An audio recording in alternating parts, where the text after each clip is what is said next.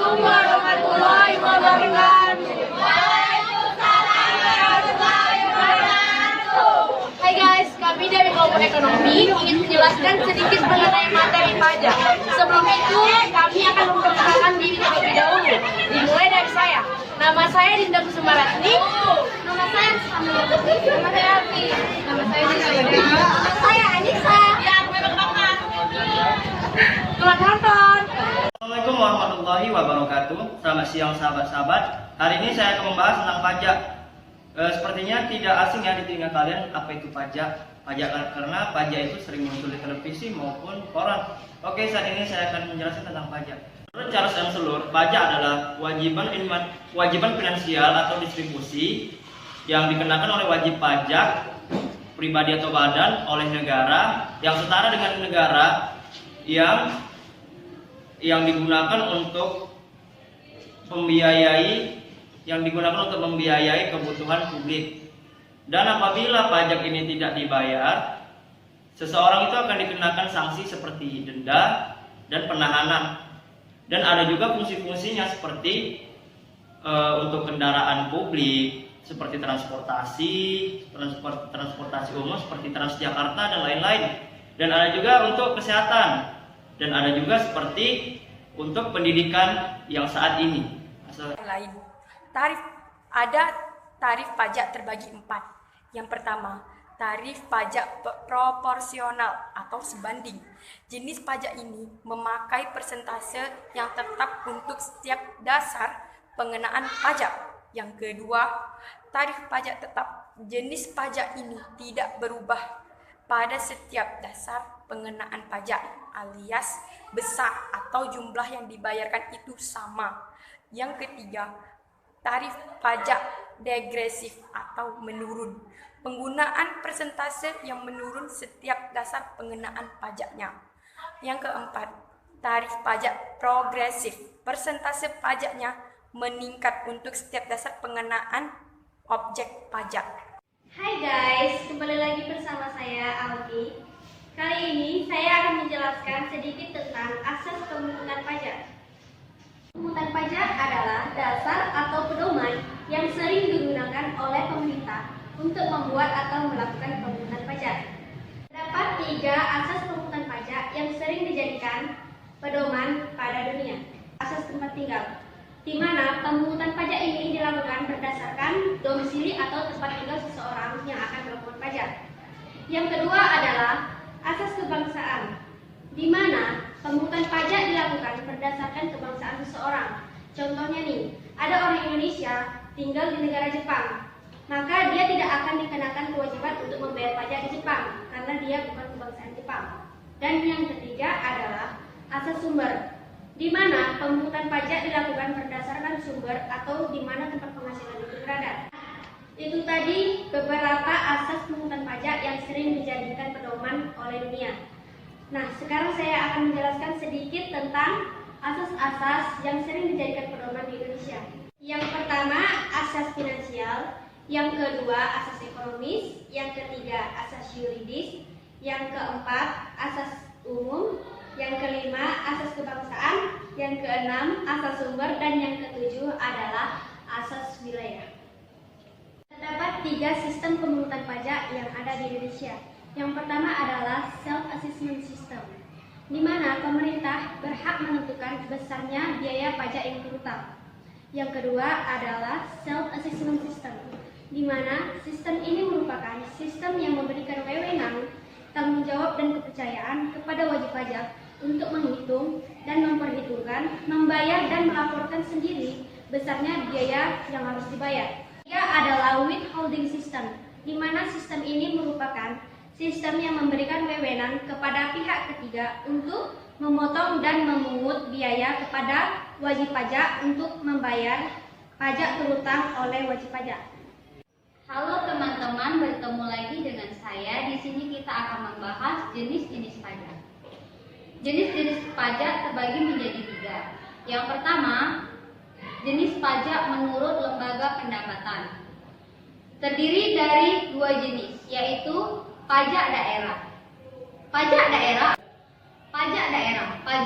adalah pajak yang dikelola oleh pemerintah bawah naungan Kementerian Pendapatan Keuangan. Contohnya yaitu pajak pertambahan nilai, yang kedua pajak penghasilan, yang ketiga pajak bumi dan bangunan, yang keempat pajak kendaraan bermotor. Jenis-jenis pajak yang kedua yaitu jenis pajak menurut sifatnya. Yang pertama pajak subjektif. Pajak subjektif adalah pajak yang pengenaannya ditanggung oleh wajib pajak itu sendiri. Contohnya pajak penghasilan, pajak pertambahan nilai. Yang kedua, pajak objektif. Pajak objektif ini adalah pajak yang pengenaannya ditanggung oleh sifat wajib pajak itu sendiri tanpa memperhatikan wajib pajak itu sendiri. Contohnya pajak bumi bangunan. Jenis-jenis pajak menurut golongannya terbagi menjadi dua lagi. Yang pertama pajak langsung, yaitu pajak yang bebannya ditanggung oleh wajib pajak itu sendiri yang bersangkutan tanpa dialihkan oleh kepada pihak lain.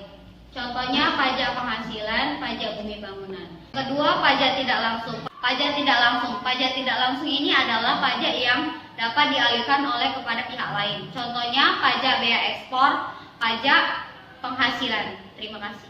Ketemu lagi di pembahasan pajak. Kali ini kakak yang bernama Dinda Kusumarasmi ingin menjelaskan mengenai subtopik pajak penghasilan. Nah, kenapa sih yang harus dibahas pajak penghasilan, Kak? Kalau nggak pajak penghasilan, pajak bumi bangunan. Kenapa harus dua hal itu? Kenapa nggak pajak-pajak lainnya? Ya, karena kedua pajak tersebutlah yang paling sangat kompleks pembahasannya, teman-teman. Kenapa? Misalnya saja pajak PPN. PPN, cara menghitungnya kalian tidak perlu repot-repot dengan langkah-langkah, teman-teman. Kalian cukup mengkalikan 10% dari nilai barang dan jasa yang kalian terima.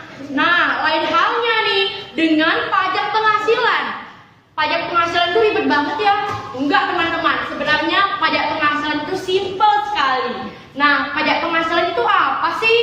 Pajak penghasilan adalah pajak yang dikenakan bagi wajib pajak, baik perorangan, badan usaha atau badan hukum yang memiliki pendapatan ataupun penghasilan. Nah, kali ini kakak akan membahas nih pajak penghasilan menurut pasal 21 mengenai pajak penghasilan orang pribadi.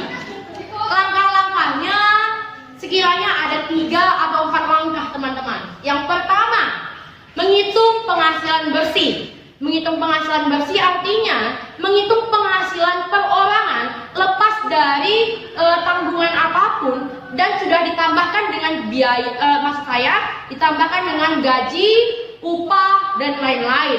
Yang kedua, menghitung PTKP. Apa itu PTKP? PTKP adalah penghasilan tidak kena pajak. PTKP menurut Peraturan Direktorat Jenderal ada 3 jenis nih. Yang pertama, PTKP bagi wajib sendiri senilai 54 juta. Yang kedua, PTKP bagi seseorang yang sudah menikah senilai 4.500.000. Yang ketiga, PTKP bagi tanggungan anggota keluarga maksimal 3 orang, di mana per orangnya mendapatkan bagian sebesar 4.500.000. Jika dijumlahkan keseluruhannya, maka akan menghasilkan jumlah PTKP sebesar 13.500.000. Nah, langkah selanjutnya, jika kalian sudah menghitung PTKP dari data-data di soal, maka kalian akan menghitung penghasilan bersih dikurang PTKP yang akan menghasilkan pajak. Nah, setelah kalian mendapatkan PTKP sesuai dengan data-data di soal, maka kalian bisa mengurangi maksud kakak pendapatan bersih dengan PTKP yang sudah kalian data ya teman-teman, yang akan menghasilkan penghasilan kena pajak. Langkah selanjutnya, penghasilan kena pajak dikalikan tarif pajak. Nah, masih ingat kan teman-teman, tarif pajak ada berapa macam? Ada 4 sekiranya. Berikut penjelasannya. Menggunakan tarif pajak. Tarif pajak di sini teman-teman terbagi menjadi 4. Yang pertama adalah tarif pajak dengan penghasilan kurang dari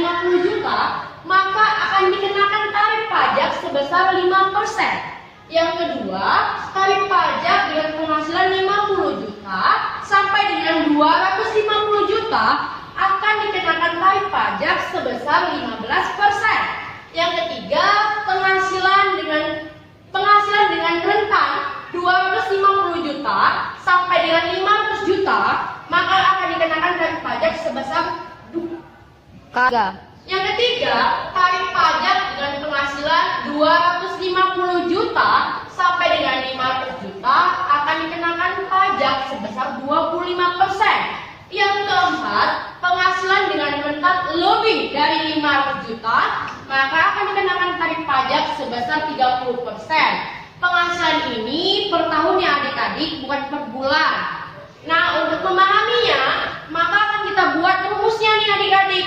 Berarti secara kesimpulannya, rumus dari PPH sendiri atau pajak penghasilan adalah penghasilan bersih dikurang PTKP dikali tarif pajak atau PKP dikali tarif pajak.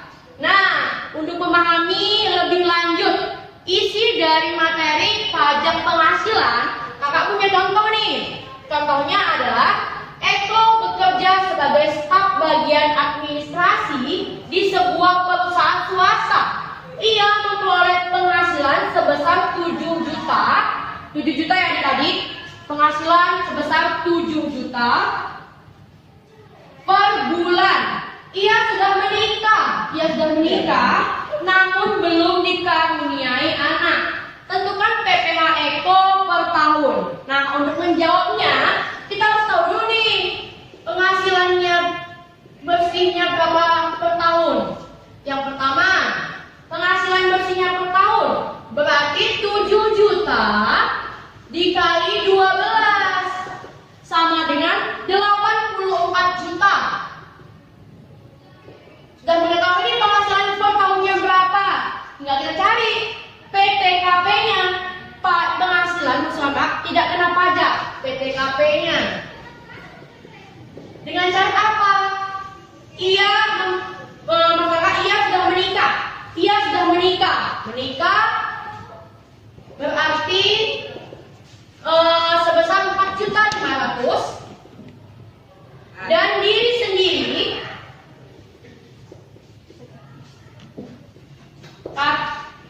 sebesar 54 juta.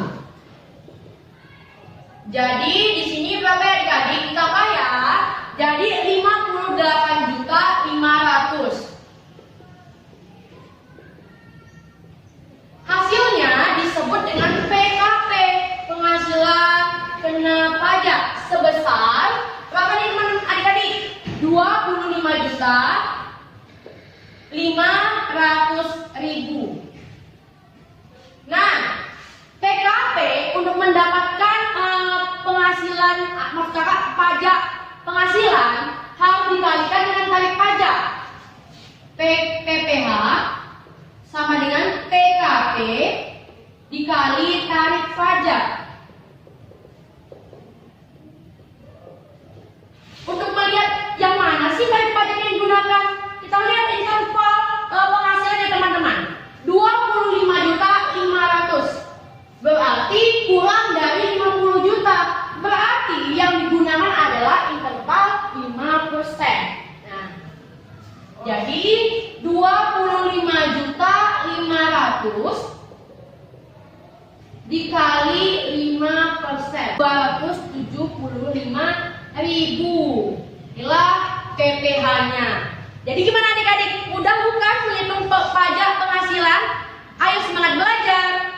Halo semua, masih kembali kepada topik yang sama, yaitu mengenai pajak. Kali ini saya, Risma Amelia Putri, akan menjelaskan mengenai pajak bumi dan bangunan. Daerah mana di Indonesia yang ternyata peningkatan jumlah penjualan tanahnya tertinggi? Jika kalian menjawab DKI Jakarta, tentu jawabannya salah. Karena daerah yang peningkatan harga jual tanahnya paling tinggi di Indonesia adalah Provinsi Kepulauan Riau. Pada tahun 2018, peningkatan jumlah penjualan tanah di Provinsi Kepulauan Riau mencapai 20,8%. Semakin tinggi jumlah harga jual tanahnya, maka semakin tinggi pula nilai jual objek pajaknya, sehingga menyebabkan pajak bumi bangunan juga semakin tinggi. Nah, kita semua tahu, tidak semua aspek bumi dan bangunan dapat dikenakan pajak. Hanya aspek bumi dan bangunan yang produktif dan konsumtif saja yang dapat dikenakan tarif pajak. Untuk menghitung pajak bumi bangunan, kita harus mengetahui dulu apa itu nilai jual objek pajak. Jadi, pertanyaannya adalah, apa sih nilai jual objek pajak itu? Jadi, untuk mengetahui NJOP atau nilai jual objek pajak, nantinya kekayaan kalian akan dihitung berapa luasnya, kemudian akan dikalikan dengan harga jual per meter persegi. Untuk lebih jelasnya, kita akan membahas mengenai soal pajak bumi dan bangunan. Nah, ini dia adalah contoh dari pajak bumi dan bangunan. Langsung saja kita kerjakan soalnya.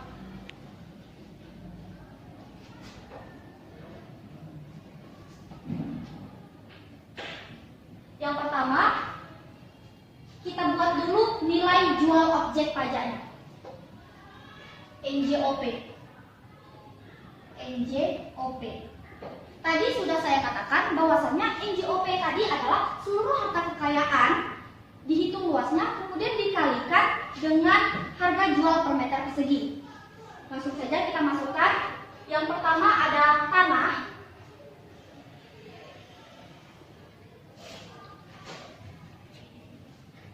Seluas 500 meter persegi. Dikalikan dengan nilai jual per meter persegi. Dikalikan dengan nilai jual per meter persegi 100.000 sama dengan 50 juta. Kemudian yang kedua ada gedung. Kemudian yang kedua ada gedung. Yang kedua ada gedung dengan luas sebesar 300 meter persegi. 300 meter persegi dikalikan dengan luas, dikalikan dengan harga jual, 200.000, 60 juta. Kemudian ada pagar. Pagar 50 cm dikali 1,5 cm sama dengan 75 cm dikali harganya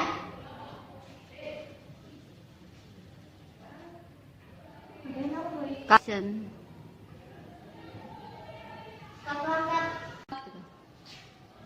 dikali 30.000 hasilnya 2.250.000. Kemudian ada sebuah taman seluas 50 meter persegi dikali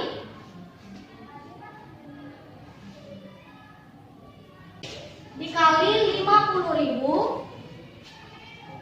hasilnya 2.500.000. Nah, kemudian dapatlah dia nilai jual dasar. Kalau objek pajak seperti tanah, gedung, pagar, dan taman dijumlahkan, dapatlah hasil nilai jual dasar senilai 114.750. Mencari hasil nilai jual kena pajak, maka nilai jual dasar harus dikurangi dengan nilai jual objek pajak tidak kena pajak. Langsung saja kita kurangi. Nilai jual objek pajak tidak kena pajak senilai 12 juta.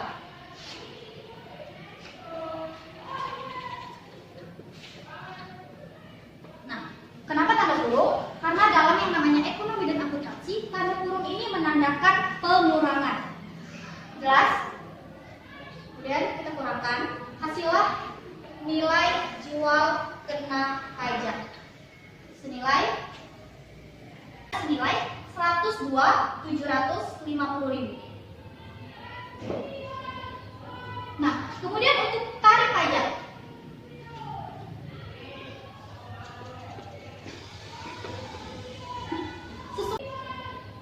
Nah, kemudian untuk tarif pajak.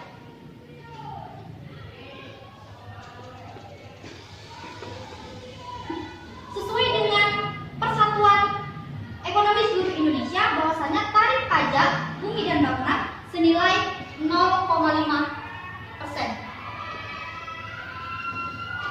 Kemudian dikalikan dengan jumlah presentasi nilai jual sebesar 20%.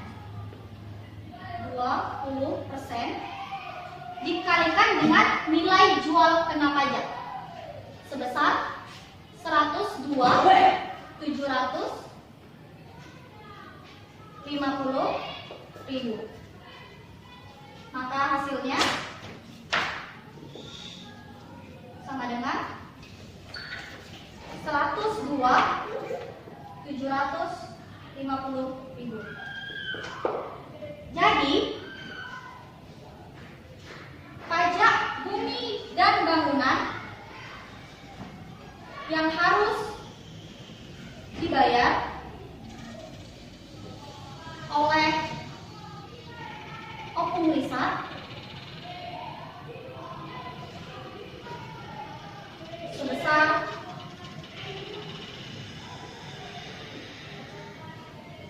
102.750 per bulan.